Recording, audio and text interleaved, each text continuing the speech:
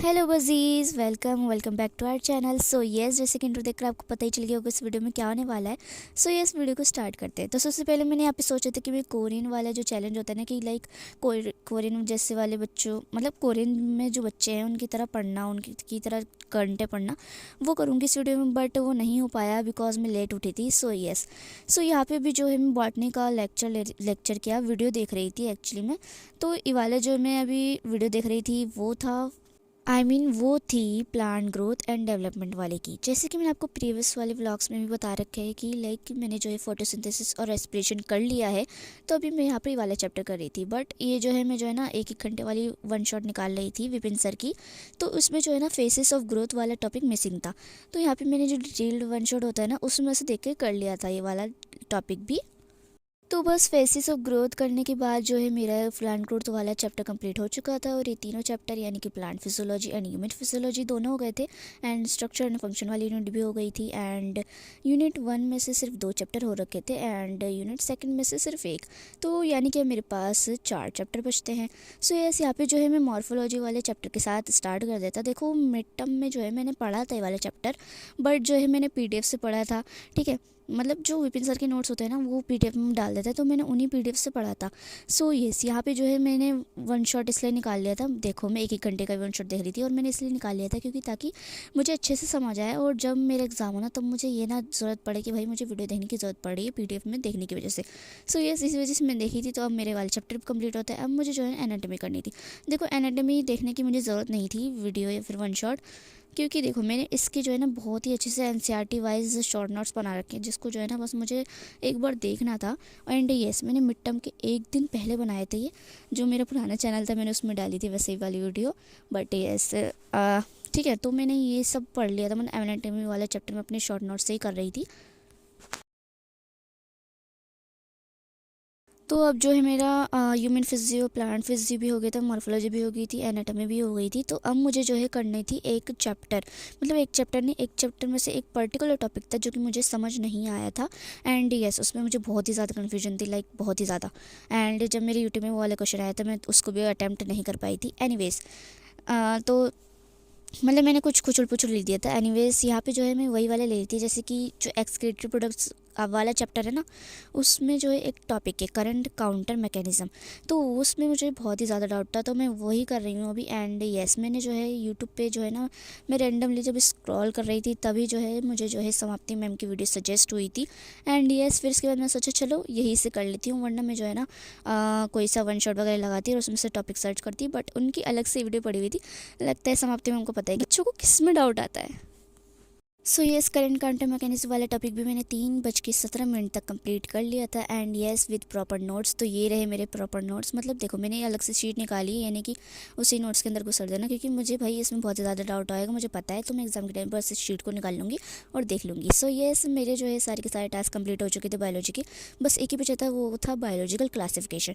तो यस, अभी मैं यहाँ पे बायोलॉजिकल क्लासिफिकेशन कर रही हूँ विपिन सर के ही वीडियो से, बिकॉज उनसे ही अच्छे से समझ आता है। सो यस, मिड टर्म के टाइम पे बस मैंने जो है इसे लर्न हब से पढ़ा था, तो अब मैंने विपिन सर से पढ़ लिया है अच्छे से। ठीक है, तो ये वाला भी टॉपिक के लिए चैप्टर मेरा कंप्लीट होता है। तो अभी तक मैंने जितने भी सारे के सारे चैप्टर कर लिए हैं उन सबको मिलाकर ये जो है मेरा कंप्लीट होता है बायोलॉजी का सिलेबस। तो अब मुझे फिज़िक्स करने की बारी है, मतलब फ़िज़िक्स करनी पड़ेगी। ठीक है, तो यहाँ पे जो है मैं बैठ गई थी फ़िज़िक्स लेकर। तो यहाँ पे मैं जो ऑसिलेशन का लेक्चर ले रही थी, बिकॉज ऑसिलेशन का लेक्चर मेरा कंप्लीट ही होने वाला है। बस जो है उसमें 2-3 ही लेक्चर बचते हैं बस, तो उसको लेकर मेरा ख़त्म हो जाएगा ऑसिलेशन वाला। एंड यस, क्वेश्चन प्रैक्टिस तो बनती है, मतलब करनी ही पड़ेगी। बट जहाँ तक चैप्टर की बात है वो तो ख़त्म हो जाएगा, ठीक है ना। एंड फिर इसके बाद जब मेरा ऑसिलेशन वगैरह ख़त्म हो जाएगा तब मैं जो है पुराने वाले सिलेबस पे भी ध्यान देना पड़ेगा, बिकॉज पुराना वाला सिलेबस मैंने ज़्यादा अच्छे से नहीं किया था, जैसे कि आप सबको पता ही होगा। एंड यस, तो उस पर भी ध्यान देना पड़ेगा, क्योंकि देखो एनुअल में तो दोनों का मिलाकर ही आएगा। अगर जो अभी चल रहा है ना चैप्टर, मतलब सेकेंड बुक का आता ना तो बहुत ही अच्छा होता, बट दोनों को मिला के आएगा। सो यस, एनीवेज, तो मुझे ये सब करते करते 10 घंटे हो चुके थे, 10 घंटे एंड 11 मिनट और 58 सेकेंड। सो एनीवे, तो मैं सारी सी चीज़ों को समराइज़ कर देती हूँ। तो देखो, फिजिक्स में मैंने करा था ऑसिलेशन का चौथा लेक्चर और ऑसिलेशन का 5th लेक्चर, वो भी आधा। एंड बायोलॉजी में मैंने सारे के सारे टास्क कंप्लीट कर लिए थे। केमिस्ट्री में मैंने कुछ भी नहीं करा था। सो यस, इसी के साथ मैंने बायोलॉजी का सिलेबस कंप्लीट होता है, जिस बात की मुझे बहुत ज़्यादा खुशी है।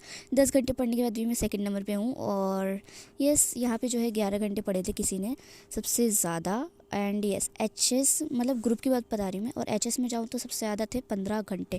यानी इससे हमें पता चलता है you are maximum is someone's minimum. Yes, so ये था स्टडी व्लॉग। और अब मैं आपको स्ट्रेटेजी शेयर करने वाली हूँ कि आप लोग सिलेबस कैसे कवर कर सकते हो।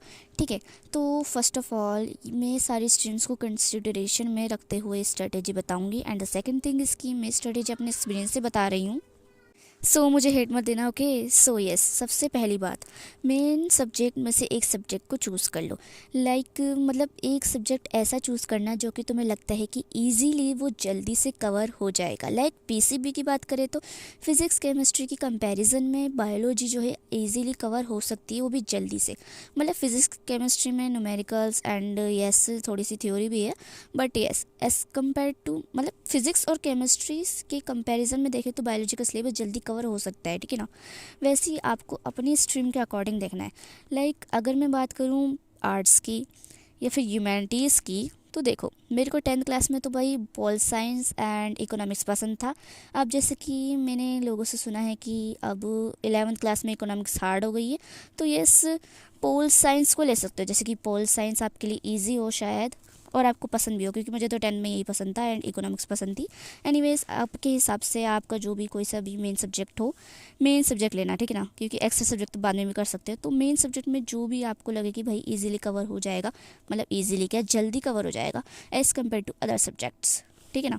अब कॉमर्स जैसे कि आपका इको या अकाउंट्स हो, या फिर पीसीएम की बात करें तो पीसीएम में फिज़िक्स केमिस्ट्री मैथ्स देख लेना भाई, तुम लोगों को मतलब क्या इजी लगता है as compare to other subjects. शायद शायद मेरे हिसाब से पीसीएम वालों को केमिस्ट्री इजी लगती हो, शायद। नाउ अब जो है अपनी बुक निकाल लो, जो भी सब्जेक्ट तुमने चूज़ करा है। मैंने बायोलॉजी चूज़ करा था, ठीक है ना। तो उस पर जो है आप लोगों को अपने जितने भी चैप्टर आपने कंप्लीट कर रखे हैं या फिर आपके पास उनके नोट्स हैं, बस आपको एक बार रिवाइज़ करना है, उस पर टिक लगा लो।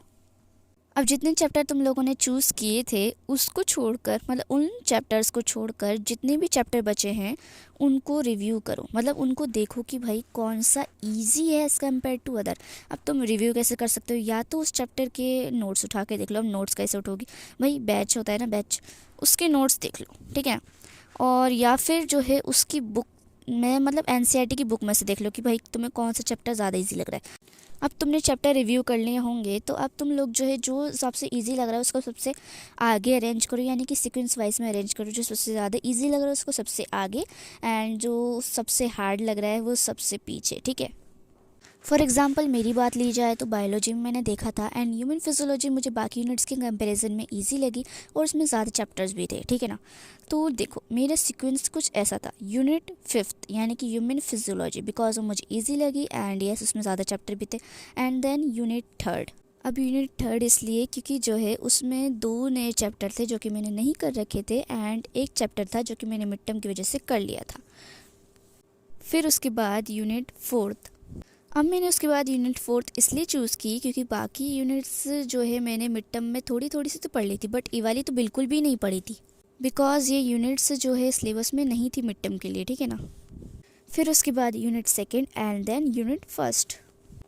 तो देखो अगर तुमने जो शुरुआत में सब्जेक्ट चूज़ किया था वो था एक थ्योरी सब्जेक्ट, तो फिर देखो आपने जो भी तुम सब्जेक्ट टीचर को फॉलो कर रहे हो उनके नोट्स से पढ़ कर देखना। अगर तुम लोगों को पीडीएफ से समझ आता है then go for it, but yes देखो अगर पीडीएफ से सब कुछ समझ आता है बस कुछ कुछ ही समझ नहीं आता दब जाना, ठीक है ना। क्योंकि जो समझ नहीं आ रहा है ना उस टॉपिक को आप लोग यूट्यूब पे सर्च करके देख भी सकते हो, बट अगर पूरा ही समझ नहीं आ रहा तो उसका एक 1 शॉट निकाल के देख लेना। बट अगर तुम लोगों ने शुरुआत में कोई ख़तरनाक सा सब्जेक्ट चूज़ किया हो तो फिर देखो भाई, उसकी जो है एक ही है कि वन शॉट देख लेना, क्योंकि देखो, और वन शॉट में ऐसे नहीं कह रही कि छोटे छोटे देखना, नहीं, बिल्कुल भी नहीं। क्योंकि देखो बाद में तुम्हें जो है ना, अगर समझ नहीं आएगा, मतलब तुमसे क्वेश्चन नहीं बनेंगे तो तुम्हें दोबारा से लेक्चर देखना पड़ेगा, जो कि सही नहीं है। अब मैंने बायो में ऐसा इसलिए करा क्योंकि बायो में तो देखो मुझे पीडीएफ से समझ आ रहा था, एंड यस मैंने जब वो वन शॉट निकाला तो उसमें बिल्कुल अच्छे से पढ़ा रखा है विपिन सर ने, एंड एनसीईआरटी की हेडलाइन कवर है, और एनसीईआरटी की लाइन कवर करके भी हम अच्छे से पढ़ सकते हैं बायो में। बट येस, अगर तुम लोगों ने ऐसे सब्जेक्ट चूज़ किए, मैथ्स, फिजिक्स, केमिस्ट्री, मतलब फिजिक्स, मैथ्स वगैरह, तो उसमें अगर एनसीईआरटी के तुम पढ़ भी लोगे तो क्या तुम्हारा हो जाएगा? नहीं ना, ऐसा नहीं हो पाएगा। मतलब एनसीईआरटी में जो लिखा है उसको पढ़ के तो नहीं कर पाओगे ना, क्वेश्चन प्रैक्टिस एंड ये सब तो आना ही चाहिए। एंड येस, अगर तुम लोगों ने आर्ट्स, कॉमर्स या फिर साइंस भी लिए तो तुम लोगों के पास कोई ना कोई से तो खतरनाक सब्जेक्ट होगा ही, जिससे कि आप लोगों को डर लगता होगा। एंड तो अगर तुम उसी सब्जेक्ट को नोट से पढ़ोगे तो कैसे ही होगा। इन अ नटशेल मैं ये कहना चाहती हूँ कि अगर तुम लोगों को थ्योरी में वो सब्जेक्ट में नोट से समझ आ रहा है देन गो फॉर इट।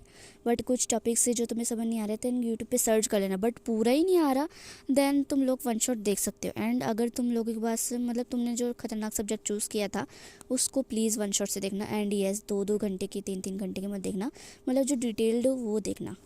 तो आप जिन सब्जेक्ट टीचर से पढ़ते आ रहे हैं उस सब्जेक्ट के लिए, तो उन्हीं की वन शॉट उठाना, चाहे वो कितने भी लंबे हों, बिकॉज उनसे ही आपको क्लियरिटी आने वाली है। जैसे बायोमोलिक्यूल्स वाले चैप्टर के लिए मैंने समाप्ति मैम का ही लेक्चर उठाया था, चाहे वो 6 घंटे का था, ठीक है ना।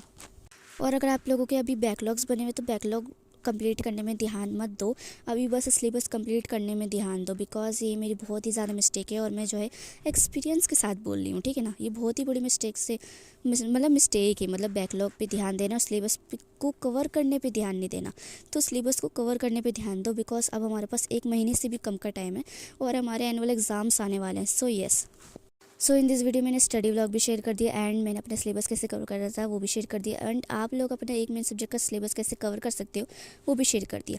बट अगर मेरे से बाय चांस कोई सी भी मिस्टेक हो गई या फिर आपको थोड़ा सा भी गलत लगती हो मेरी स्ट्रेटजी, तो प्लीज़ कमेंट सेक्शन ओपन है, उस पर कमेंट करके बता देना अपना ओपिनियन, बिकॉज बाकी सारे लोग को भी थोड़ी सी मिल जाएगी एंड मुझे भी मिल जाएगी। क्योंकि सो यस, ये वाली वीडियो यही तक थी। अगर आप लोगों ने यहाँ तक वीडियो देख ली और आप लोगों को पसंद आई है तो thank you guys so much for watching, and yes bye bye, मिलते हैं नेक्स्ट वीडियो में।